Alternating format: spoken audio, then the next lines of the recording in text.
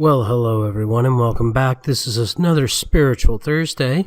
I'm your host, Veteran Mountain Man, and I want to talk to you about the eclipse that's coming up, because here we are.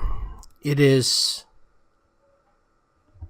the 17th of August. There will be an eclipse on the 21st, and it'll be the first eclipse in some time that there's been a totality in the U.S., and I know that there's a lot of people that are having a lot of concerns about a totality eclipse in the United States. So let's put this from several perspectives. Number one, eclipses happen all over the world on a regular basis. Most of the time, we don't see them in the area that we live in, and most people don't really understand just how common they are because they never occur in the same exact location back to back. The eclipses are spread all over the globe, and sometimes you have to be in the middle of the ocean to see an eclipse, or in Antarctica, or in the Arctic Circle on an ice sheet, or in some remote area of Asia, or some remote area of Africa or South America, or even remote locations in North America and Europe to see the total eclipse. So, realistically, the idea that the eclipse is some sort of portent of doom is rather illogical. Now, secondly, the idea that we are going to have some sort of electromagnetic pulse or some sort of shutdown of electricity and or cell phone and radio signals is preposterous.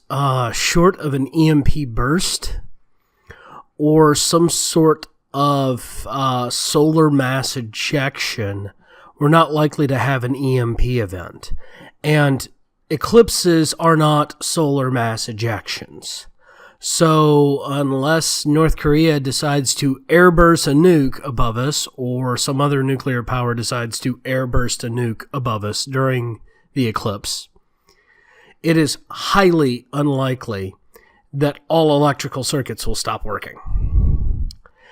You might see some electricity failures here and there, especially solar grid areas like, say, South Carolina and areas of Nevada, but you're not going to see nationwide electrical grid failure. It's just not going to happen. Now, there are some concerns about the solar power systems getting a massive surge when the eclipse is over, unlike the gradual warm-up that they get during a sunrise or a gradual cool-down during a sunset. And that is a valid concern. However, I have not seen any kind of scientific evidence that states that this will cause a serious problem to the equipment. It'll just cause a serious loss of power during the middle of the day. And there are ways to cover for that. I know that several states that have heavy solar power systems are looking to buy power from other states or use some sort of backup system that they already have in place to kind of fill the gap, because realistically, the eclipse is going to be very short.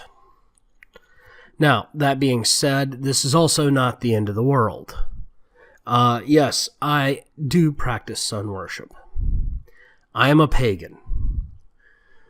The ideas of solar eclipses are an idea of importance to my religious and spiritual beliefs.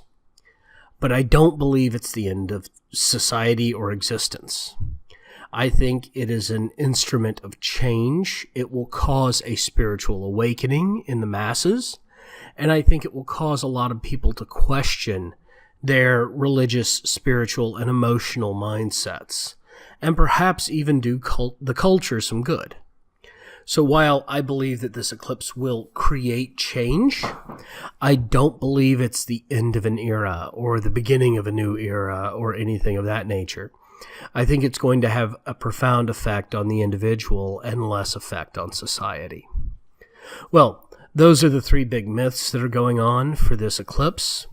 I hope as pagans you have looked at the information as well as I have and have come to the same conclusion. If you have not, I hope my words have soothed you, because we as a group should not fear these things. Our ancestors managed and watched and calculated solar eclipses just like they did solstices and equinoxes and all of the other astrological actions that were passed down into the Renaissance. There is no need to be afraid of these things. We should understand them, expect them, celebrate them, and enjoy them. And so I will be joining several people in the totality, if possible, on Tuesday next week, and I hope you all get a chance to at least see the partial eclipse, if not the totality. Thank you all again for joining me on this lovely Spiritual Thursday. Please remember to like and subscribe if you're on YouTube, upvote and follow if you're on VidMe, or if you're over at unapologeticpagan.com, please go ahead and leave a comment. If you have not checked out unapologeticpagan.com and you are catching me on one of these other channels, please come on over to unapologeticpagan.com. There is a link in the description below.